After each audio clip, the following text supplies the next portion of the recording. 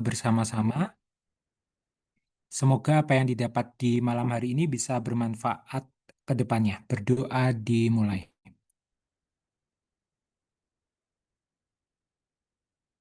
Berdoa selesai.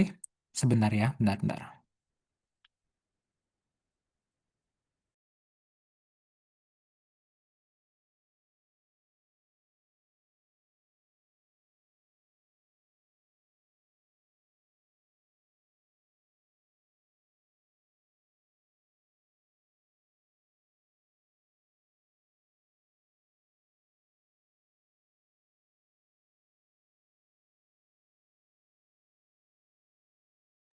Oke, jadi ini adalah topik malam hari ini adalah psikosomatik yang harusnya kemarin Rebu. Soal nomor 1, terapi anti nyeri pada pasien laki-laki 55 tahun, nyeri di tulang belakang sejak 3 bulan terakhir. Memberat 1 bulan terakhir setelah dikatakan menderita kista ginjal. Berarti ini nyerinya termasuk cukup lama ya. Pasien mengatakan nyeri pasien di skala 6 dari 10. Berarti ini masuk ke yang sedang. Tulang belakang terasa terbakar. Ya, ini salah satu kemungkinan apa? Nyeri neuropatik ya. Sudah minum obat anti nyeri paracetamol, anti kejang, dan dirasakan tidak membaik. Nafsu makan pasien turun, malas beraktivitas, atau melakukan hobinya. Sering terbangun malam hari karena nyeri. Pertanyaannya adalah terapi anti nyeri pada pasien ini. Jadi yang bisa kita dapat informasi di sini bahwa pasien itu nyerinya sudah lama, skalanya 6 dari 10, berarti dia termasuk sedang, sama dia ada kemungkinan komponen neuropatinya. Sama dia menyebabkan adanya nyeri yang apa psikisnya juga berperan di sini ya. Jadi ada komponen dari psikogeniknya.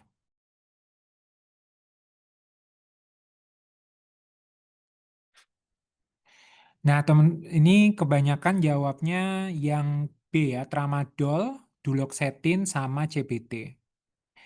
Nah, yang pertama adalah terkait nyeri psikogeniknya. Jadi memang secara umum nyeri itu dibagi menjadi beberapa. Yang pertama adalah nyeri nosiseptif. Nyeri nosiseptif itu akibat kerusakan jaringan. Yang kedua adalah non-nosiseptif. Kalau non-nosiseptif berarti dia bukan nosiseptif. Kalau non-nosiseptif dia dibagi lagi jadi dua, ada nyeri psikogenik. Kalau psikogenik itu karena gangguan psikis, terus ada nyeri neuropatik. Kalau nyeri neuropatik itu adalah karena gangguan atau kelainan saraf. Nah, eh, saya koreksi ya tadi saya bilangnya apa ke psikogenik. Jadi maksudnya adalah lebih ke arah nanti nyerinya itu melibatkan psikis dan emosi berarti itu termasuk nyeri psikosomatik gitu ya. Jadi intinya jadi intinya nosiseptif, non nosiseptif. Kalau non nosiseptif dibagi lagi jadi psikogenik sama neuropatik. Nah, nanti yang harus teman-teman tahu adalah untuk terapinya. Nah, untuk terapinya itu yang satu karena dia ada komponen psikisnya, maka biasanya dilakukan psikoedukasi dan psikoterapi. Salah satunya adalah CBT misalnya, Cognitive Behavior Therapy. Terus yang kedua, komponen somatiknya, maka dapat diberikan tambahan obat farmakologi, bisa berupa antidepresan seperti SNRI, Selective Norepinephrine Reuptake Inhibitor, seperti duloxetin atau milnacipran. Bisa juga diberikan alfa-2 delta ligan, seperti gabapentin atau pregabalin, sama dapat dikasih antidepresan trisiklik kayak amitriptilin dan lain-lain. Antikonvulsan ataupun benzodiazepin. Ya, jadi satu, dia dikasih terapi psikisnya, yang kedua dapat dikasih terapi somatik farmakologi, ini biasanya merupakan terapi adjuvan. Nah, terus nanti untuk gejala nyerinya, terutama yang nosiseptifnya, maka biasanya kita menggunakan yang obat-obatan seperti diterapkan pada anak tangga WHO yang derajat ringan, derajat sedang sama derajat berat. Ingat lagi bahwa derajat ringan itu fasnya 1 sampai 3, derajat sedang itu 4 sampai 6, 7 sampai 10 dia derajat berat. Nah, kalau dia 6 tadi kan berarti pilihannya bisa berupa eh kodein, hidrokodon, oksikodon, dihidrokodein, tramadol gitu, plus minus ajuvan. Ajuvan itu ya tadi ya bisa berupa ditambahi misalnya ada komponen nyeri neuropatiknya dan lain-lain ya. Ya, jadi kalau di soal jawabannya adalah yang A, B, C, D, E.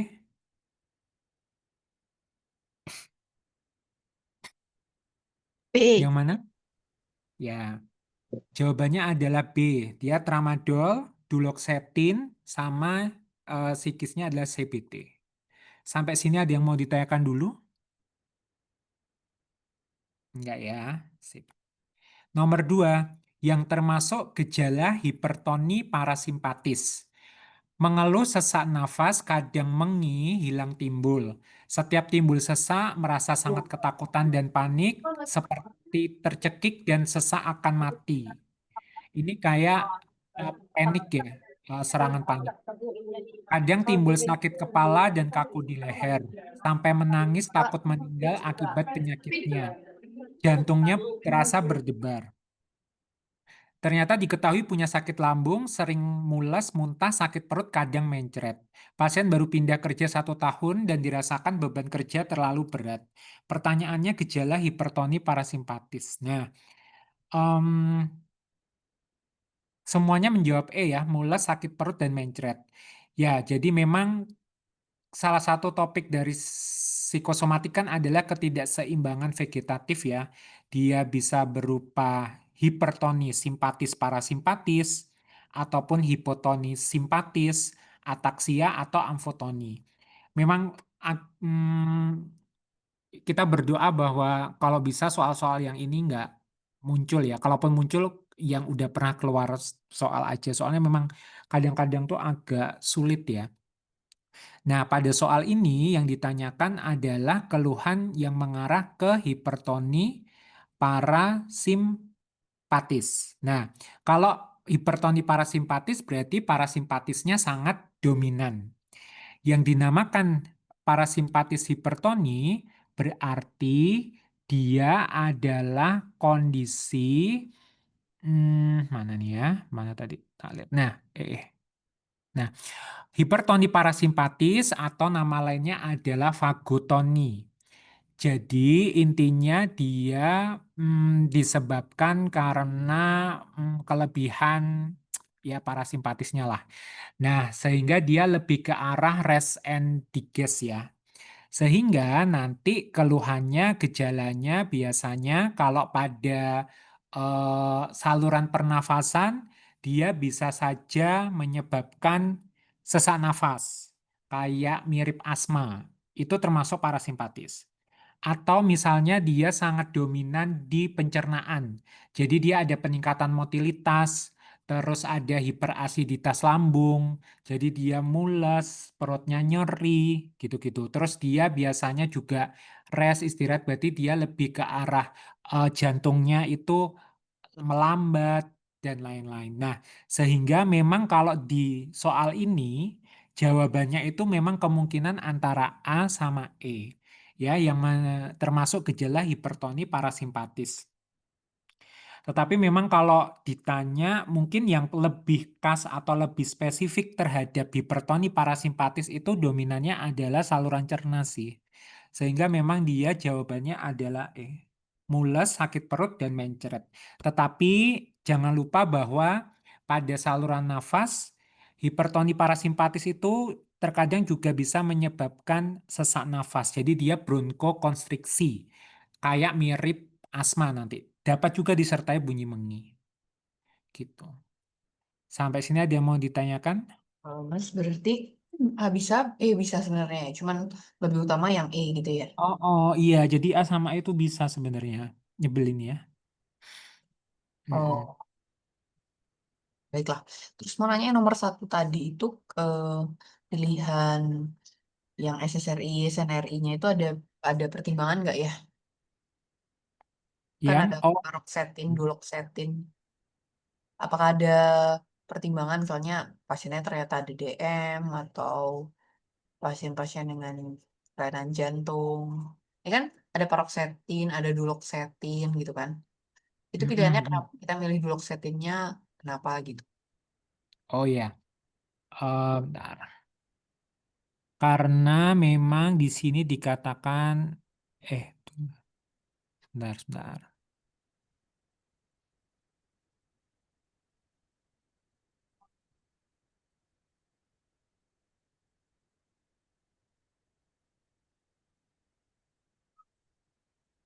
Mm-mm.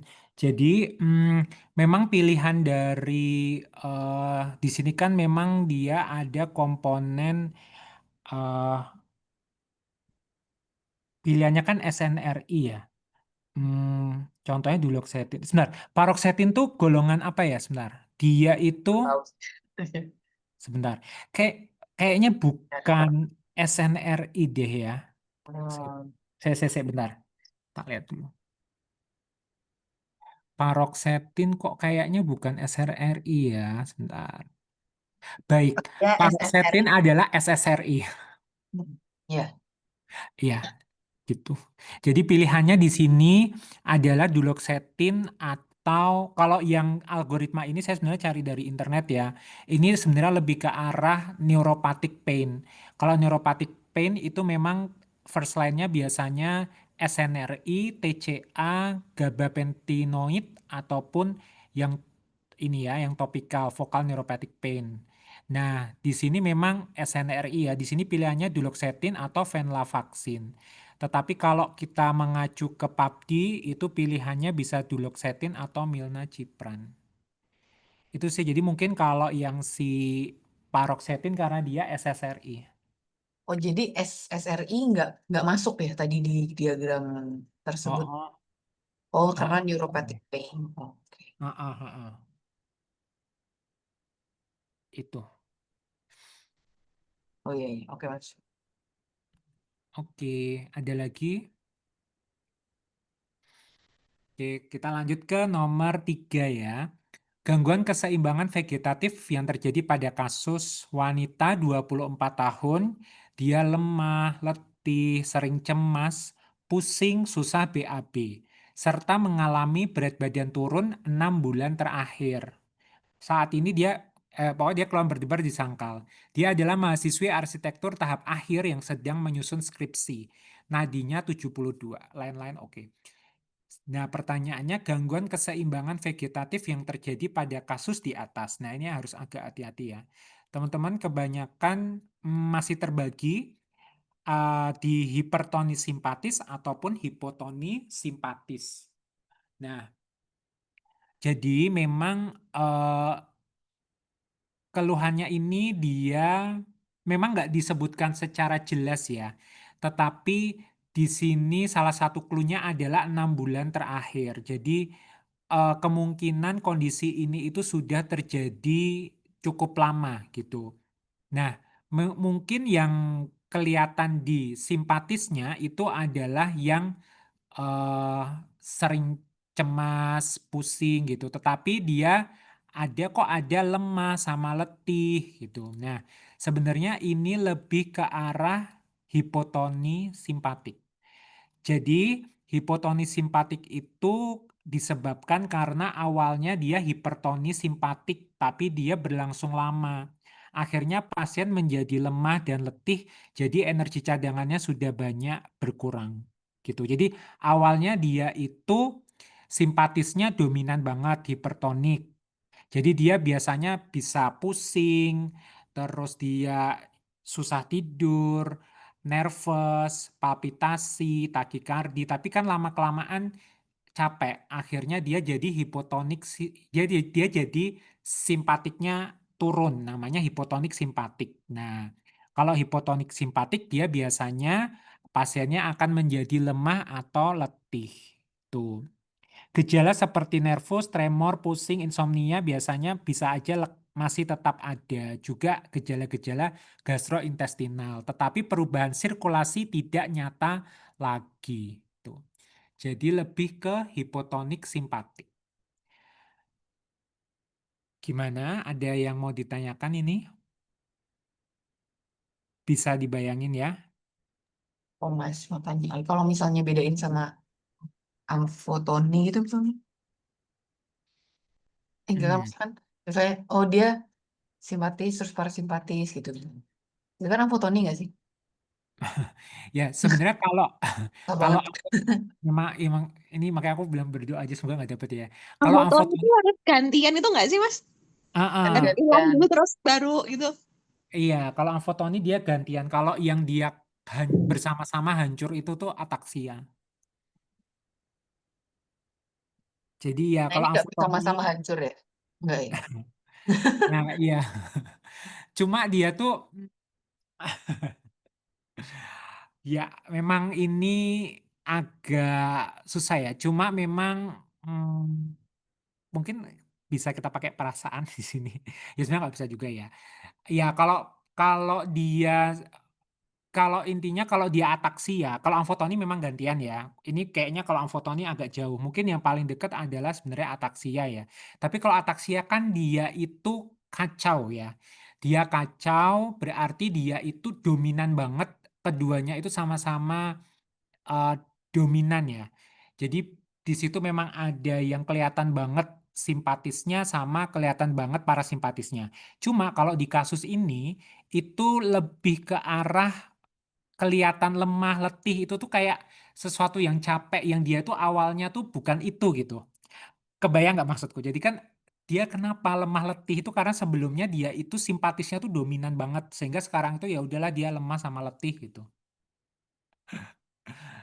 Gitu. Jadi kayak sering cemas, pusing ya gitu. Memang ya ya kalau dari saya sih pakai harus ada rasa sih ya di dalam menjawab Kalau psikosomatik ini. yang turun berat badan tuh simpatis apa enggak masuk ya Mas?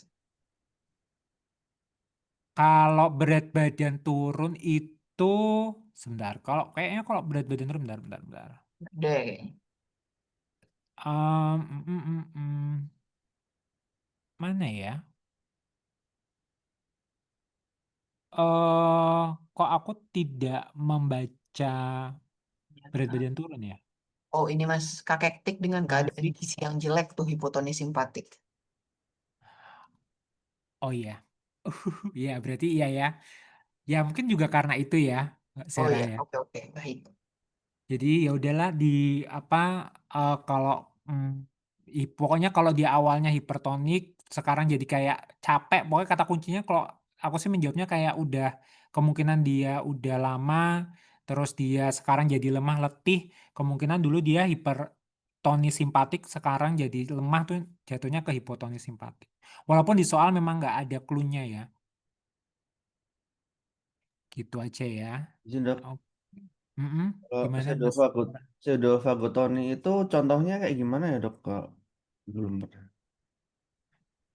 Baik. Ya, namanya pseudo ya, berarti dia itu um, Nah, mental Mas, pseudofagotoni. aduh. Apa? Kena Iya. mental. Dok, Aku sedih banget.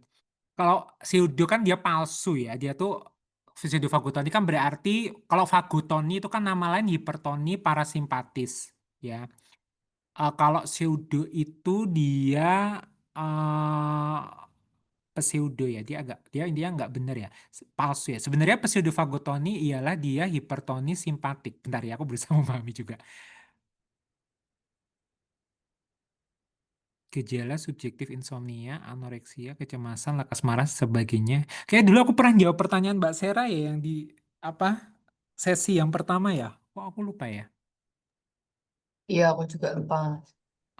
tapi aku pernah kamu yang nanya ini terus aku jawabannya apa ya Mbak Sera ya karena aku merasa senang dengan jawabanku waktu itu. kalau dua-duanya muncul ya dok, ini maksudnya hipertoni simpatis sama parasimpatis naik semua nggak sih dok? Itu ataksia nggak sih? Oh iya, ya itu bedanya gimana? Oh, oh. Oh, bentar, bentar, bentar, bentar. Aku aku menyerah deh kayaknya ini aku beneran nggak karena sumber dari kita aku cari di internet pun nggak ada. Memang ya aku berusaha belajar terkait ketidakseimbangan vegetatif, jadi aku cari dari internet itu nggak ada. Jadi aku cuma bisa berharap dari PUBD. Tapi PUBD pun juga hasilnya seperti ini. Mungkin aku nggak bisa menjawab secara memuaskan ya. Tapi nanti coba aku tanya. Coba dia besok aku tanyain ke ke ke Ke Dokter Agus. aku nggak tahu sumbernya dari mana. Dokter Sika. Aku coba nanya dulu deh. Nanti ke dokter Asiko, tapi emang harusnya dokter dokter Agus sih. Siap, Dok. Siap, siap, Mas. Coba, Dok. Siap, Itu Dok. ya, mohon maaf ya. Nanti aku akan berusaha dulu. Siap, Dok. Jadi sementara ini hipotoni simpatis ya, yang jawaban nomor 3 ya. Oke.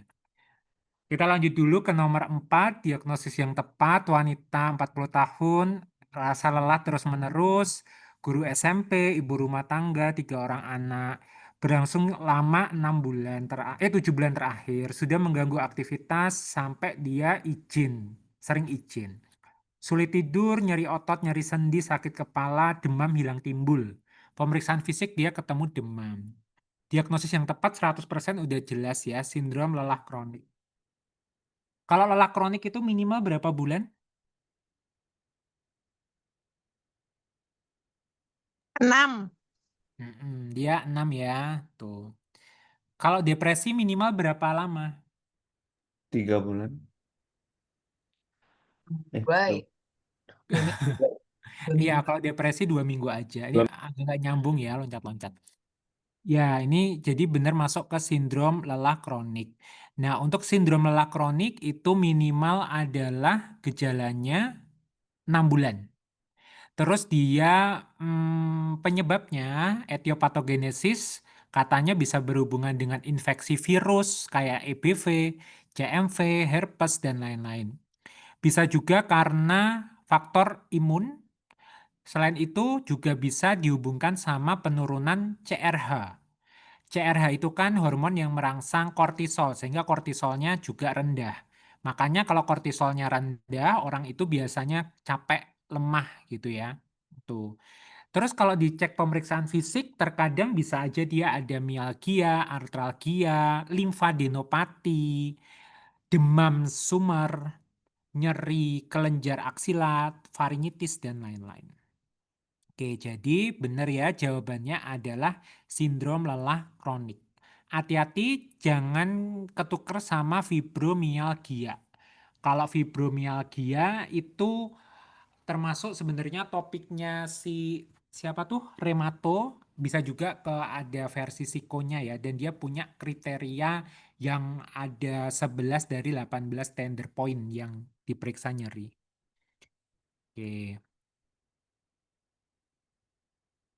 Nomor 5, gangguan tidur ini termasuk ke kategori apa? Nah, laki-laki 21 tahun dia konsul mengenai masalah tidur.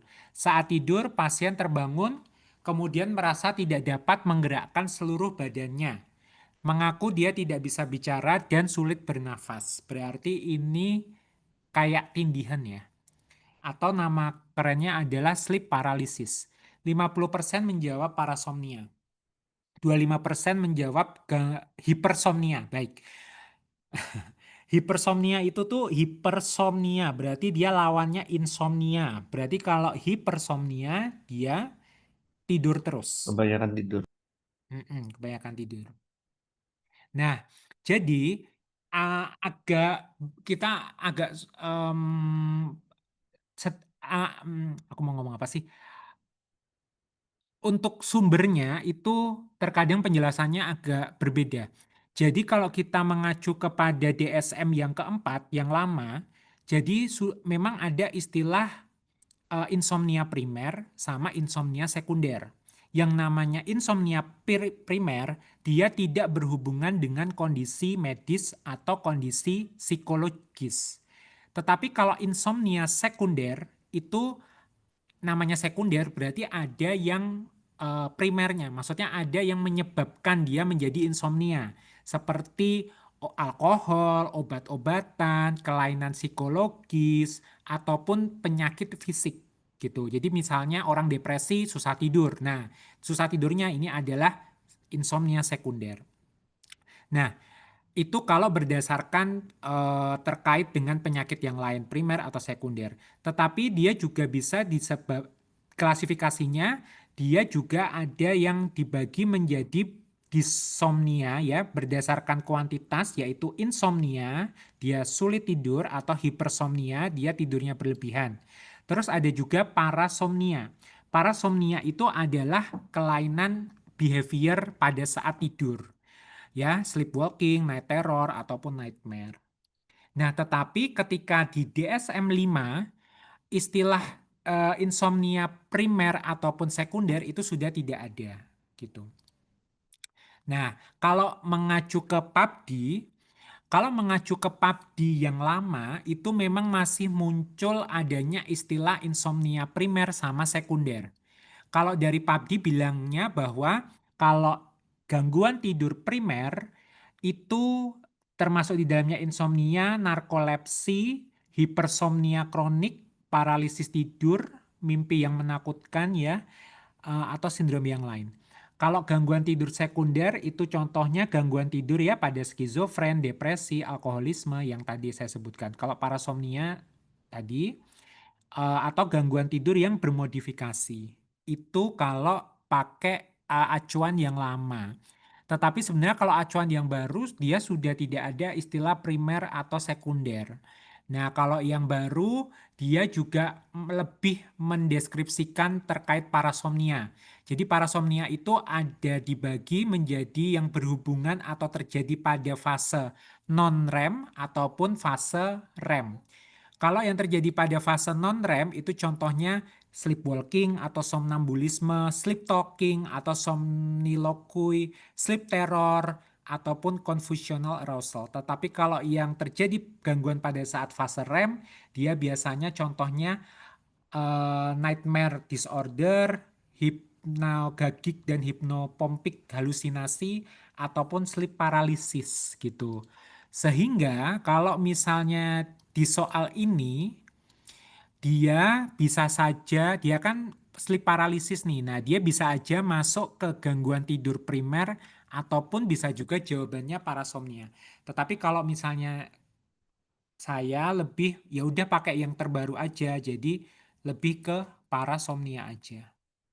Tapi kalau dia mengacunya DSM-4 atau mengacu ke PABD yang lama, maka dia masuknya ke gangguan tidur primer. Gitu. Ada yang mau ditanyakan?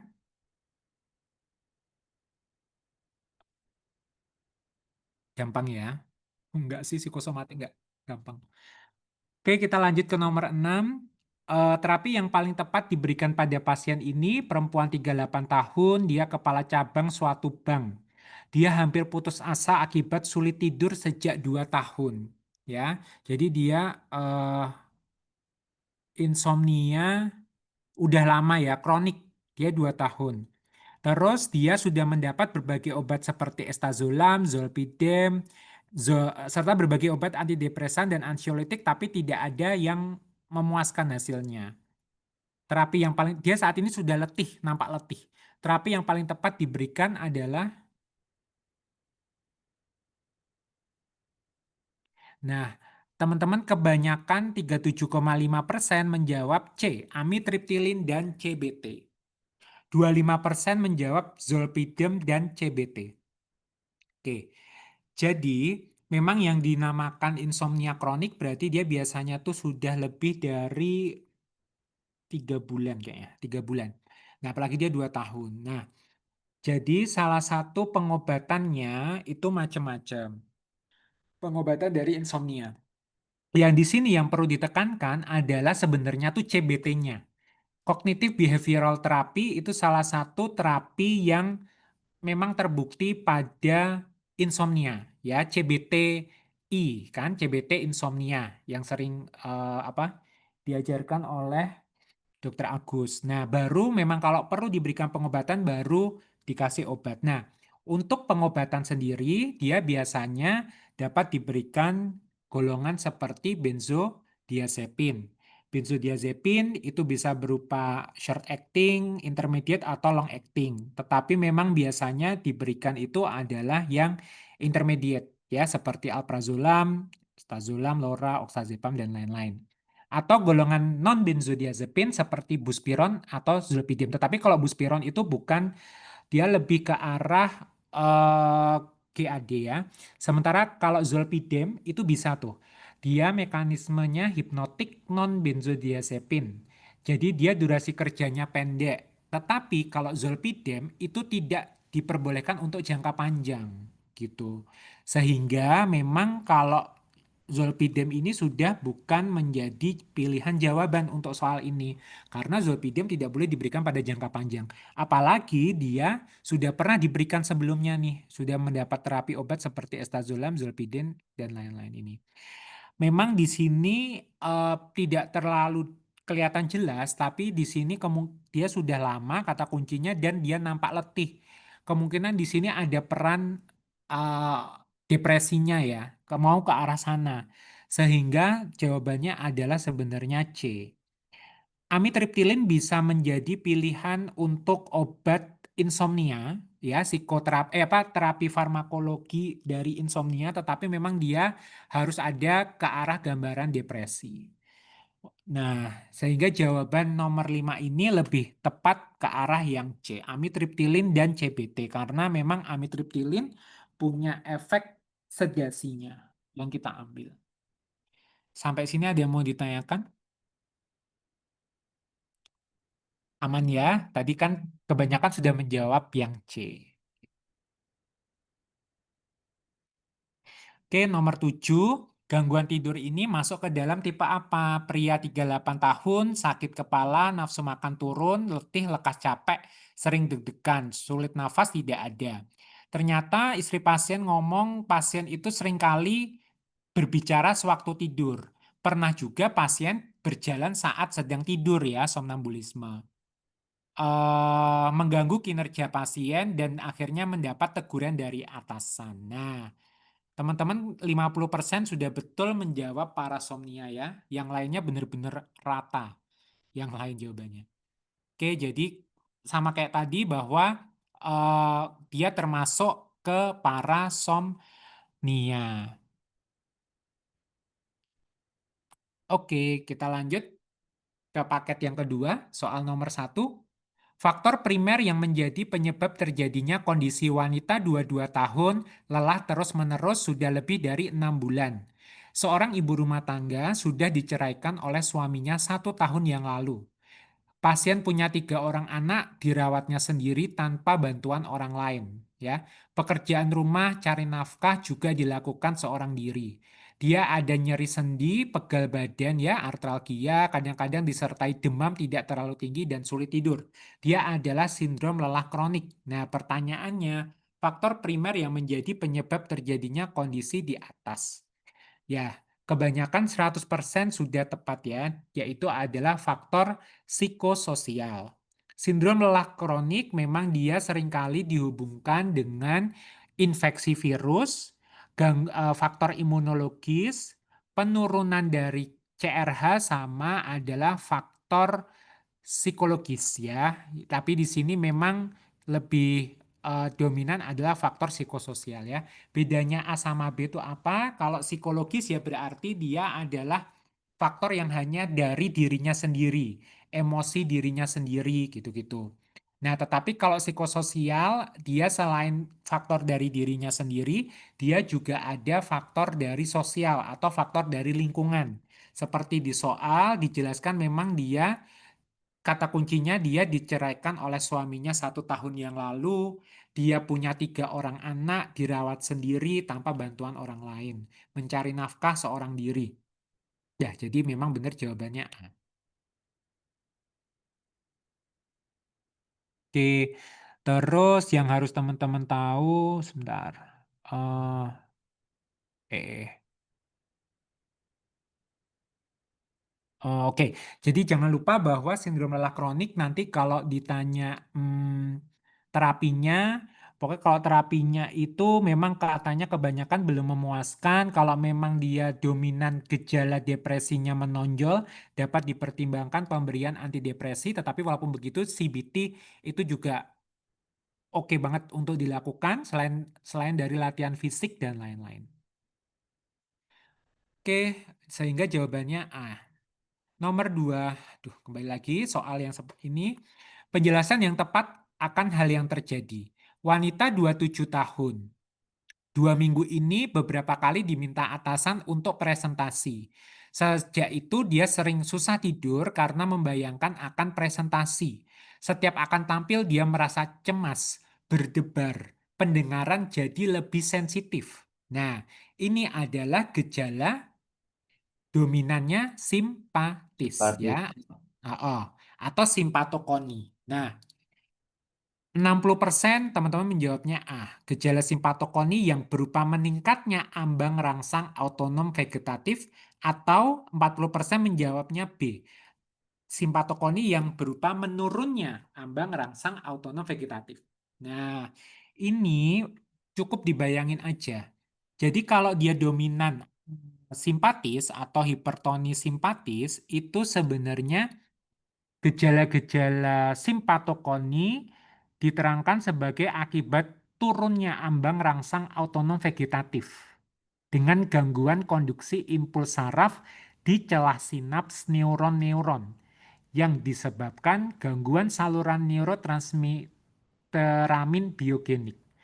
Intinya adalah dia ambang rangsang autonom vegetatifnya dia turun. Gampangannya jadi lebih sensitif gitu. Panca indera jadi lebih sensitif, penglihatan jadi lebih sensitif, pendengaran jadi lebih sensitif, sensitivitas kulit menjadi lebih sensitif, penciuman menjadi lebih sensitif. Tuh. Jadi sebenarnya jawabannya adalah yang B. Gejala simpatokoni berupa menurunnya ambang rangsang autonom vegetatif. Ya.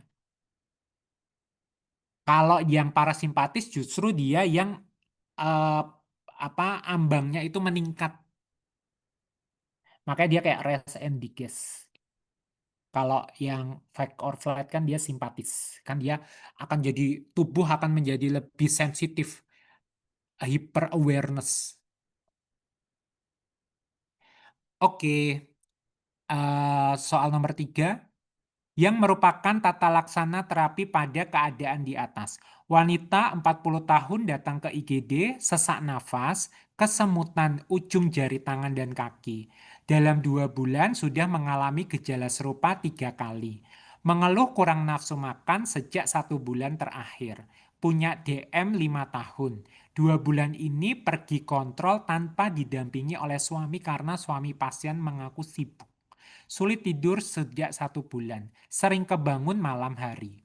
Sesak nafas, RR30, dan dangkal. Ketemu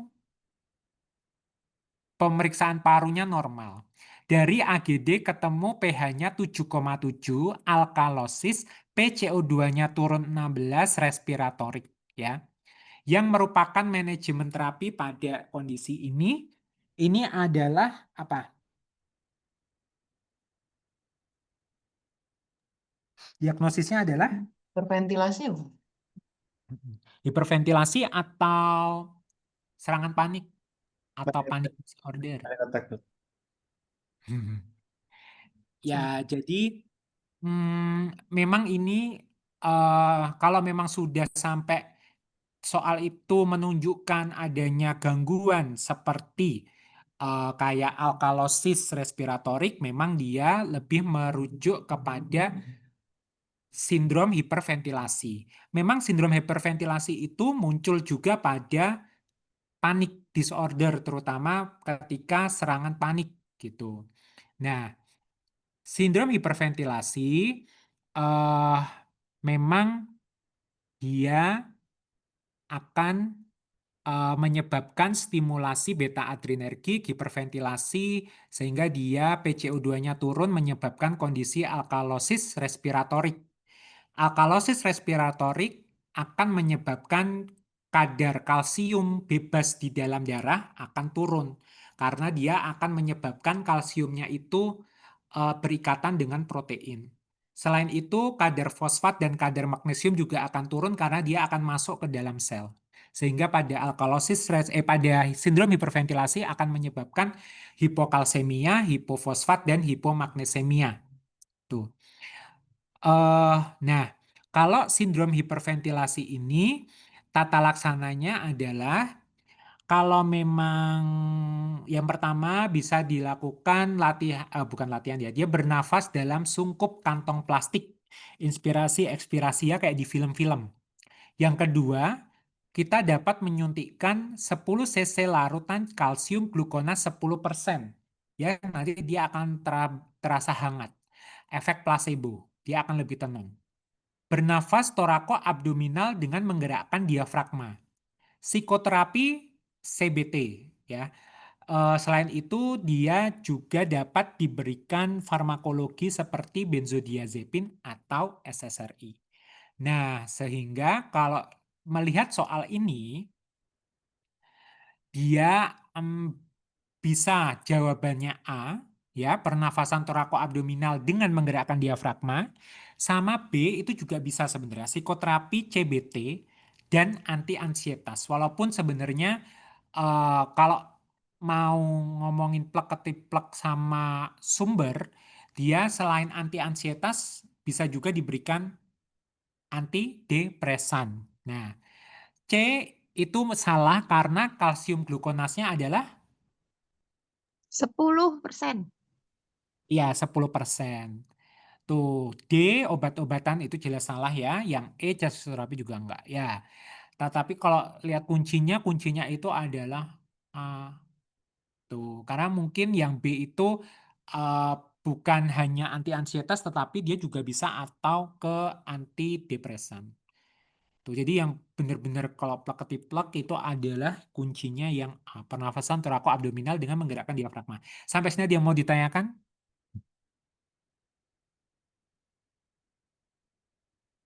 Ya, oke. Nomor 4, patofisiologi yang mendasari penyakit ini. Wanita 23 tahun, khawatir, deg-degan, otot tegang, sering gemetar, susah konsen, gampang capek, sudah 9 bulan setelah di PHK oleh perusahaannya. Sulit mempertahankan tidur pada malam hari. Ya, ini adalah ke arah apa diagnosisnya? GAD. Oh. Kalau GAD, yang patofisiologinya adalah si 80% menjawab B. Gangguan pada reseptor 5-HT1A. Kalau gangguan noradrenalin pada locus coeruleus adalah Panik. panik disorder, panik locus coeruleus ya. Ingat panik, ingat locus coeruleus. Enggak sih, enggak ada sambungannya sama sekali. Ya udah, tapi diapalin aja ya. Gangguan kalau GAD dia adalah reseptor 5-HT1A. Benar, jawabannya B. Kalau yang CDE itu adalah Depresi. depresi. Jangan lupa kalau nanti depresi, kadang-kadang itu ada yang menyebutkan bahwa kalau afeknya itu turun, ya, jadi kan afek positif maksudnya ya. Jadi kan memang ada yang afek positifnya dia turun itu lebih disebabkan karena penurunan norepinefrin dan dopamin. Kalau afek negatifnya naik, ya, jadi kayak afek negatif itu ya dia sedih, tidak bahagia, dominan gitu ya, maka dia penurunan serotonin dan norepinefrin. Tapi kalau afeknya positifnya dia turun, jadi awalnya dia aktif di kegiatan, dia bahagia, terus dia menjadi tidak aktif di kegiatan, maka dia lebih ke penurunan NE dan dopamin. Nomor 5, soal ini lagi. Kondisi ketidakseimbangan vegetatif yang ditemukan pada pasien. Wanita 40 tahun sering buang air besar encer sejak 2 bulan. Setelah ditegur oleh atasannya karena pekerjaan. Awalnya dia merasa berkeringat dingin, dada berdebar, simpatis-simpatis, sakit kepala, simpatis, pandangan kabur, sulit tidur, simpatis. Namun sejak 2 bulan terakhir, malah dia buang air besar encer. Ini parasimpatis. Dan hal ini sangat mengganggu. Ketidakseimbangan vegetatif yang ditemukan pada pasien ini 40% menjawab amfotoni. Amfotoni ya udah berarti kalau amfotoni itu bergantian ya. Sindrom simpatis dan parasimpatisnya dia bergantian. Nah, ya betul. Kebanyakan amfotoni ya jawabannya. Ada yang mau ditanyakan nggak ada? Oke, kita lanjut ke nomor 6.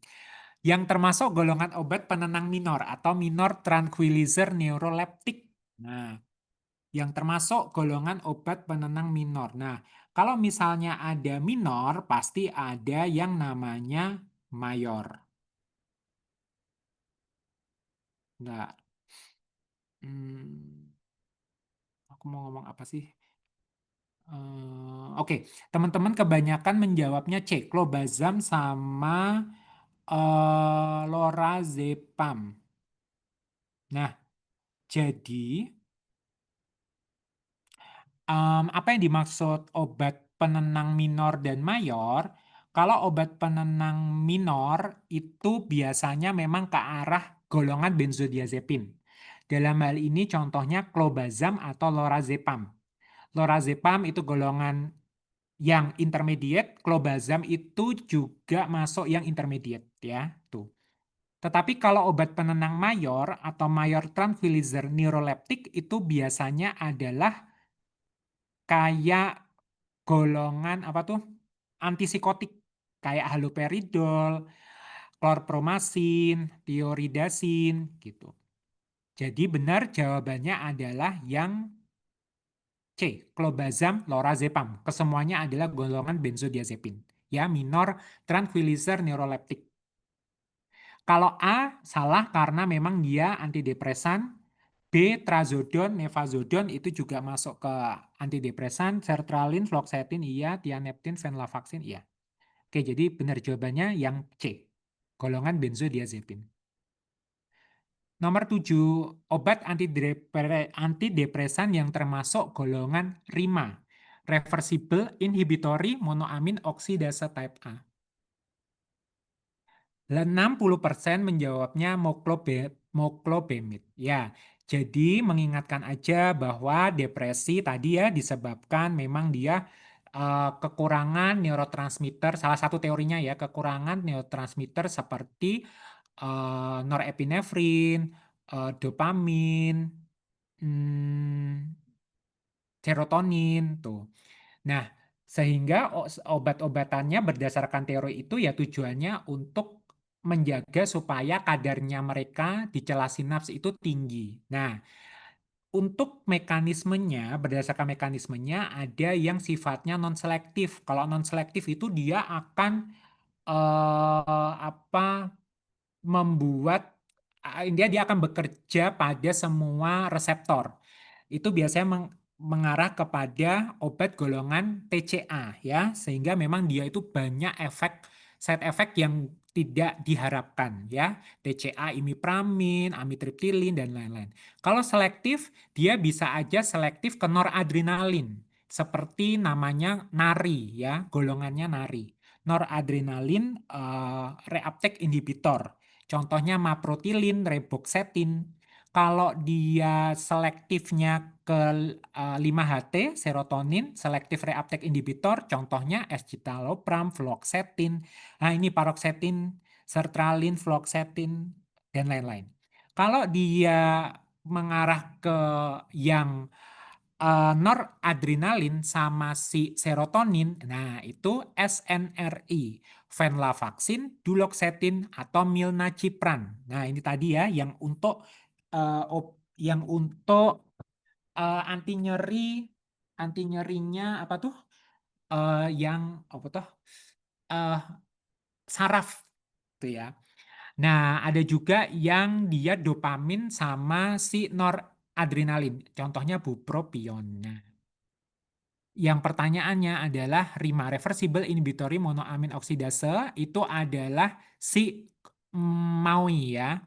Nah, dia adalah moclobemid. Gitu. Jadi teman-teman tadi jawabnya sudah benar ya, adalah moclobemid. Kalau si venlafaxine itu contohnya bagian dari SNRI.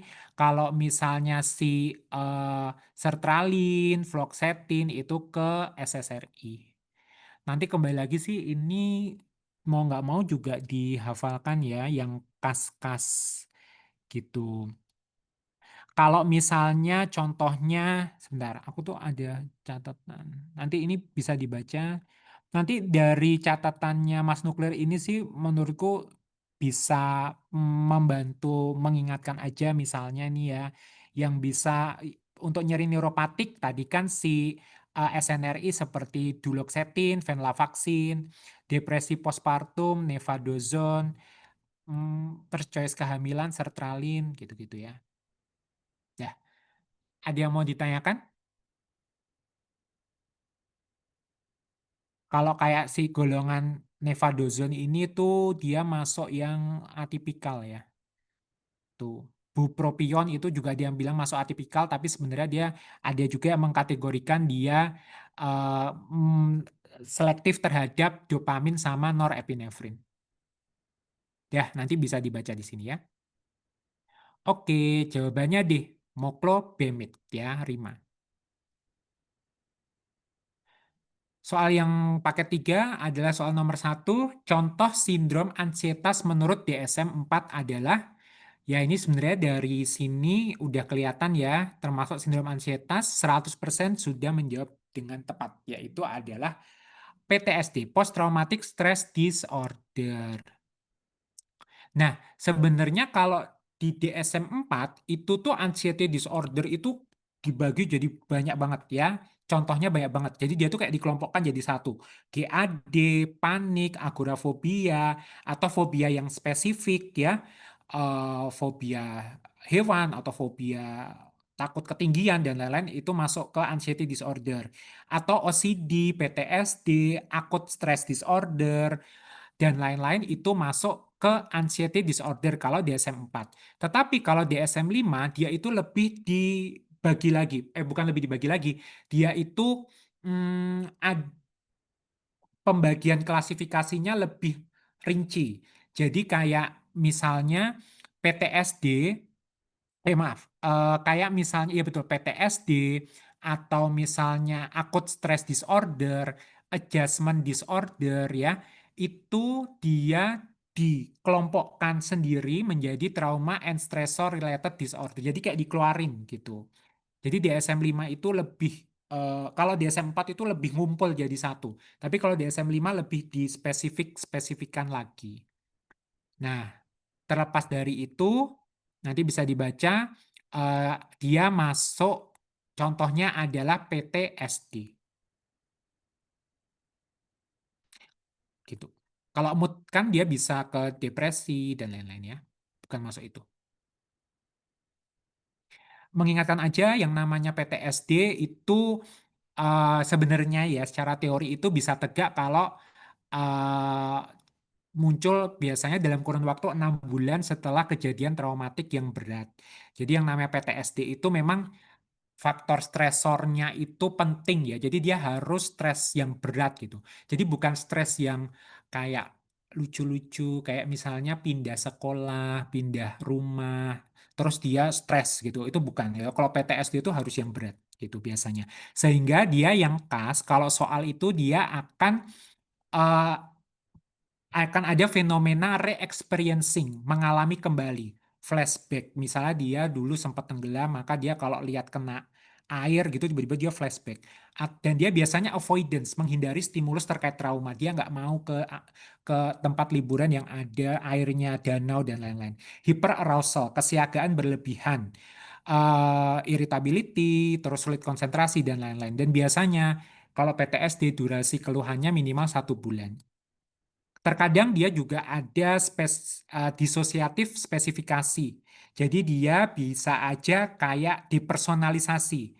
Jadi kayak dia itu merasa seperti mimpi, tidak terjadi pada saya, ini kayak mimpi kok. Atau dia derealisasi, merasa tidak nyata, jauh, atau distorsi. Ya, itu biasa jelas ke arah PTSD ya. Oke, soal nomor 2. yang termasuk ke dalam gejala utama gangguan depresi mayor menurut DSM-5. Nah, teman-teman kebanyakan 100% sudah menjawab C. Kehilangan minat dan kegembiraan, anergi, afek depresi. Sebenarnya memang apa ya?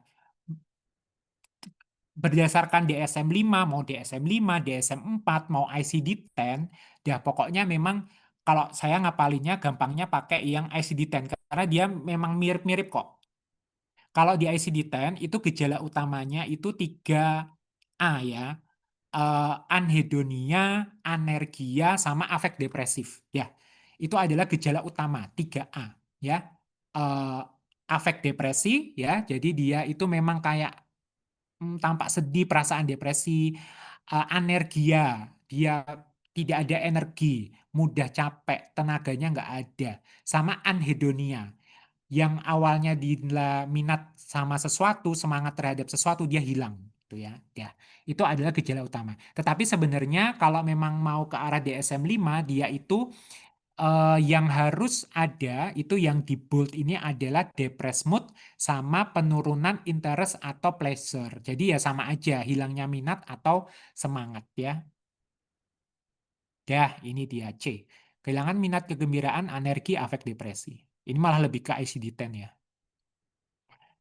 Soal nomor 3, pengobatan yang tepat untuk pasien. Dia nyeri perut, feses lembek saat timbul rasa sakit, BAB lebih sering saat sakit. Rasa nyeri di perut hilang setelah BAB. Ini clue banget. Perut kembung tampak dengan jelas. Pekerjaan pasien terganggu akibat sakit ini. Dia diagnosisnya adalah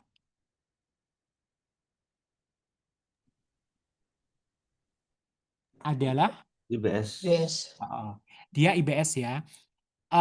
Ingat bahwa dia datang dengan keluhan nyeri perut.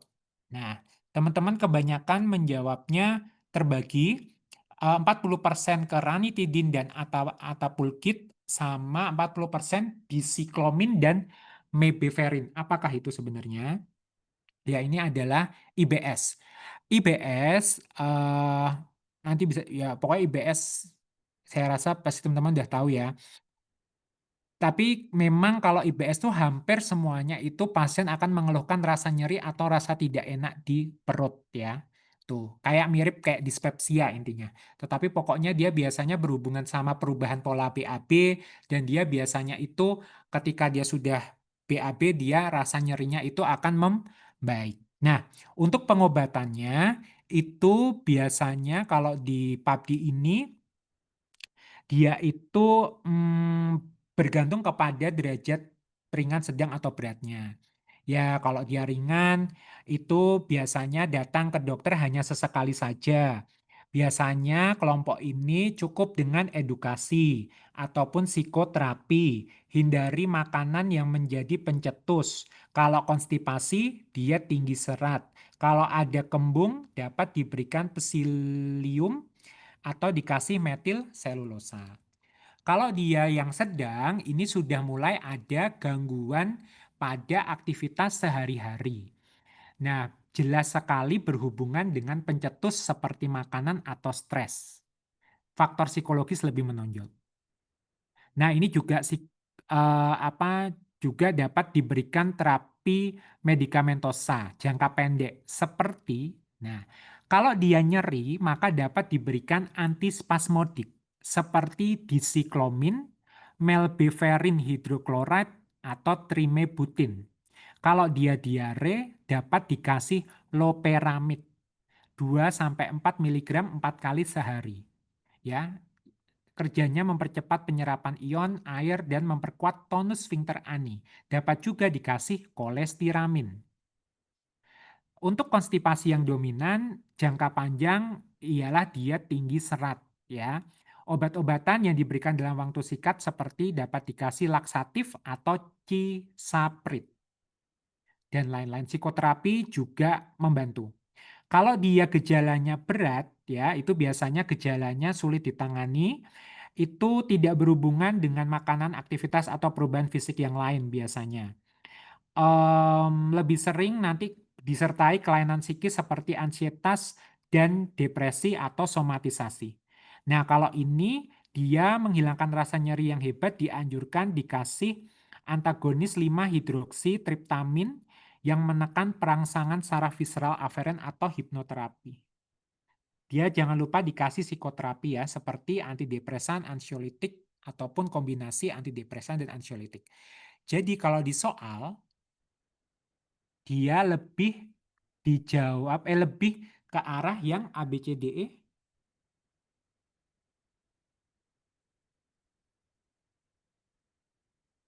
Yang mana?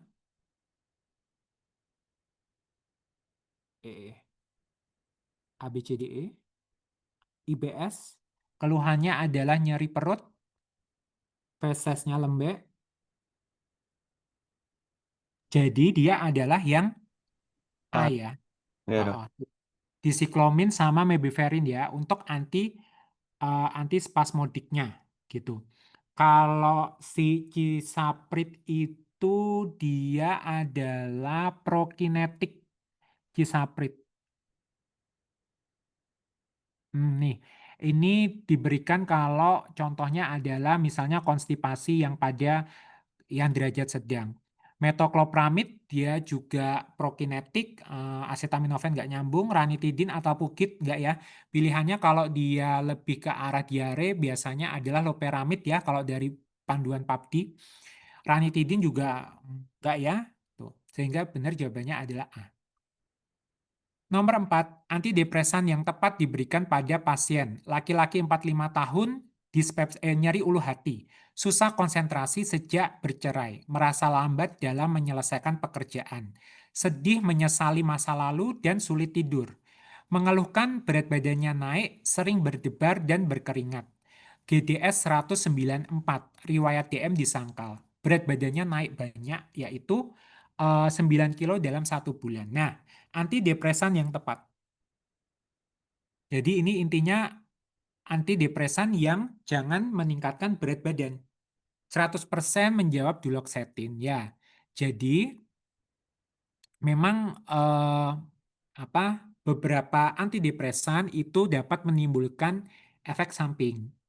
Contohnya misalnya seperti yang non-selektif, seperti TCA, dia akan dominan biasanya menyebabkan efek samping antikolinergik, ya walaupun nggak semua, tetapi rata-rata menyebabkan antikolinergik, ya drowsiness, dan lain-lain. Dia juga dapat meningkatkan berat badan, ya si TCA ini. Seksual problemnya dia juga bisa terjadi pada beberapa obat seperti amitriptilin ataupun protriptilin. Selain itu, antidepresan yang lain adalah SSRI. SSRI seperti paroxetin, fluoxetine, dia lebih memang dominan ke seksual problem sih. Berat badan dia juga bisa naik juga, tuh ya. Untuk atypical agent itu seperti mirtazapin, dia juga dapat menyebabkan kenaikan berat badan. SNRI, nah SNRI itu nih hampir semua SNRI, bahkan semuanya ya, itu tidak menyebabkan kenaikan berat badan ya. SNRI itu contohnya duloxetin, milnacipran, venlafaxine, dan lain-lain. Tuh. SNRI ini kalau ditanya efek sampingnya beberapa obat duloxetin gitu dapat menyebabkan gangguan seksual dan lain-lain. Tuh, jadi jangan lupa SNRI dia bagus untuk nyeri neuropatik. Ya, jadi ini tambahan aja sih kalau chronic pain tadi ya biasanya tadi ya bisa dikasih kayak ini physical sign. Nah, tetapi kembali ke soal intinya dia adalah teman-teman sudah benar menjawabnya duloxetin. Bentar, aku tadi mau nanya apa ya?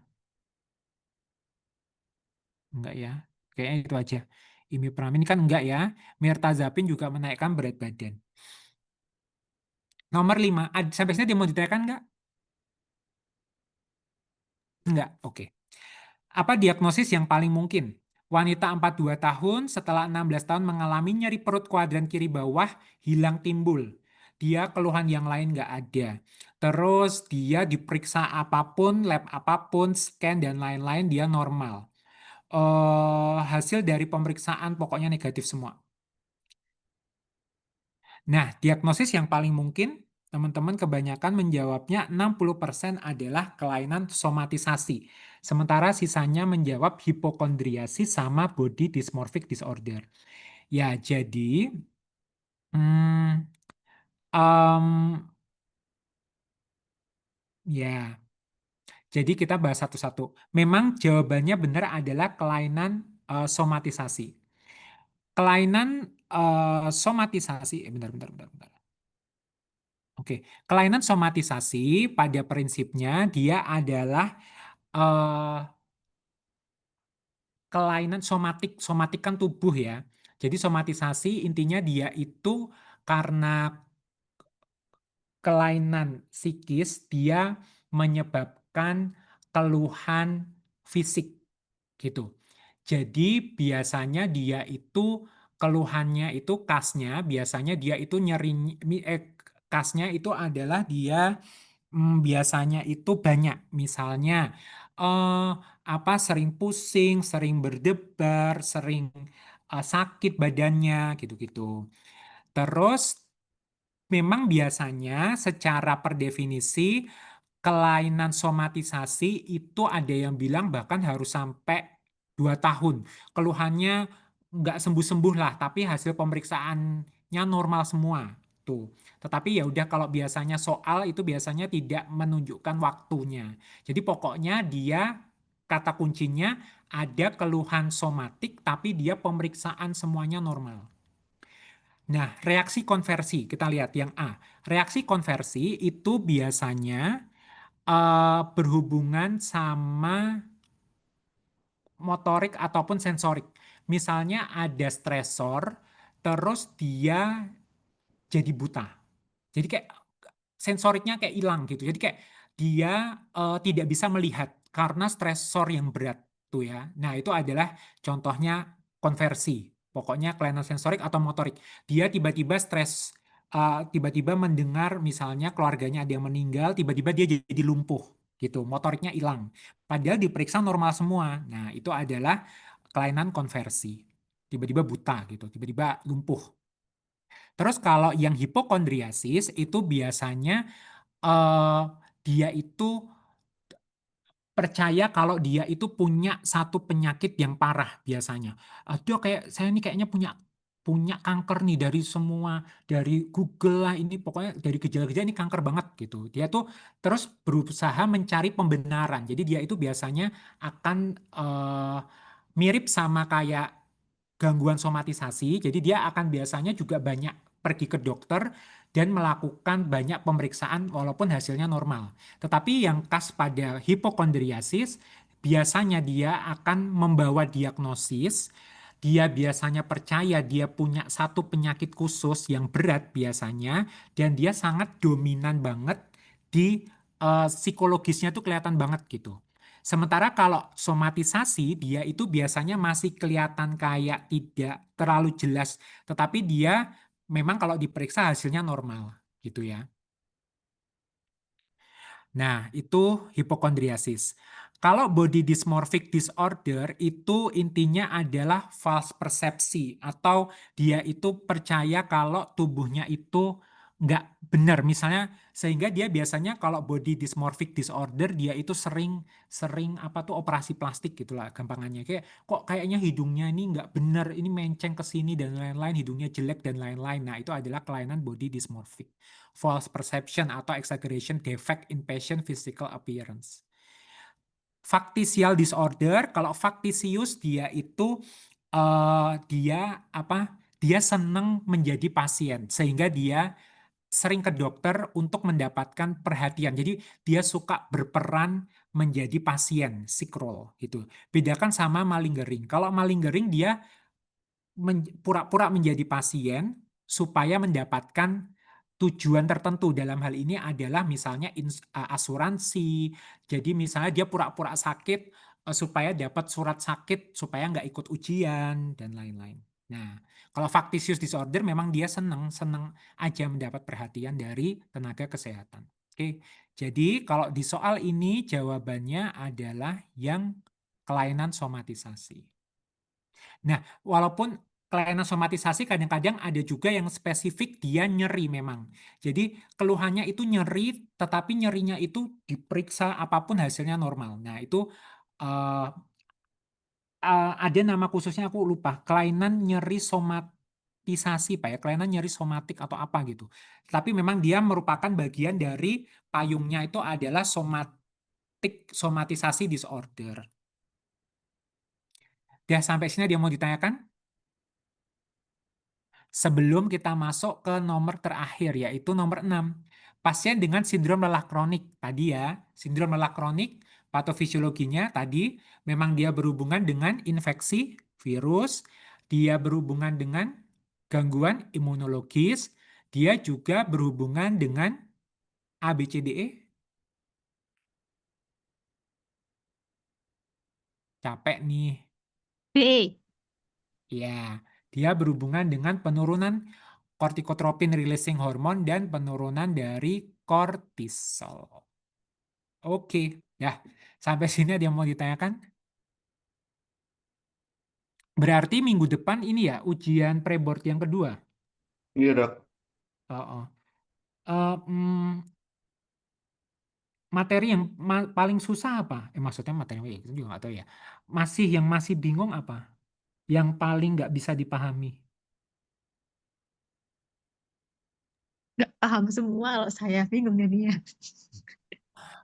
Paham, saya Mas percaya. mau nanya dong, kalau Oh, AGAD itu terapi lini pertamanya itu apa ya? Soalnya kan kayaknya ada yang terbaru SSRI, tapi yang sebelumnya itu kayaknya buspiron atau apa gitu. Jadi apa ya? Nah, kalau ini kita ngomonginnya adalah ini apa? eh, s- apa tuh ngomonginnya adalah untuk board ya. Ya udah kalau untuk board ikut PABD berarti lini pertamanya adalah buspiron ya. Hmm. Tapi gini, konfirmasi nanti sama bimbingannya Dokter Agus. Karena kan yang bikin biasanya Dokter Agus. Pokoknya kalau kalau psikosomatik bersandarlah pada Dokter Agus. Ya, gitu. Ada lagi? Mas psikosomatik yang menurutku paling agak annoying tuh ini ketidakseimbangan vegetatif sama obat-obatan sih. Sama ya depresi, ya gitu-gitulah. Ya oke. Ada lagi? Besok minggu depan mau kan 2 kali. Nah, itu aku mau ngomong apa sih? Kan besok hari Jumat ya. Nah, mau istirahat dulu. Istirahat kayak kita minggu ini baru sekali juga. Mau mau istirahat terus setelah Jumat atau mau ada satu sesi lagi sebelum hari Jumat? Satu sesi lagi kayaknya nggak apa ya. Hari Senin bisa. Senin besok. Nanti ini aja. Berarti yang home sih. Anu, Mbak Gusti. Gimana Mbak Kristi? Saya ngikut, saya bisa terus. Oh ya baik. Ya nggak apa-apa ya. Nanti apa? Ya udah besok Senin ya. Kita yang home nanti tadi udah ada tak share soal ya. Oke. Dah kalau misalnya nggak ada yang mau ditanyakan dulu terakhir? Sudah dok. Kalau udah ya. Kalau nggak ada, eh, sebelumnya saya minta maaf kalau misalnya di penjelasan memang masih banyak-banyak kekurangannya. Sebelum mengakhiri, mari kita berdoa bersama-sama. Semoga apa yang didapat di malam hari ini bisa bermanfaat untuk teman-teman. Berdoa dimulai.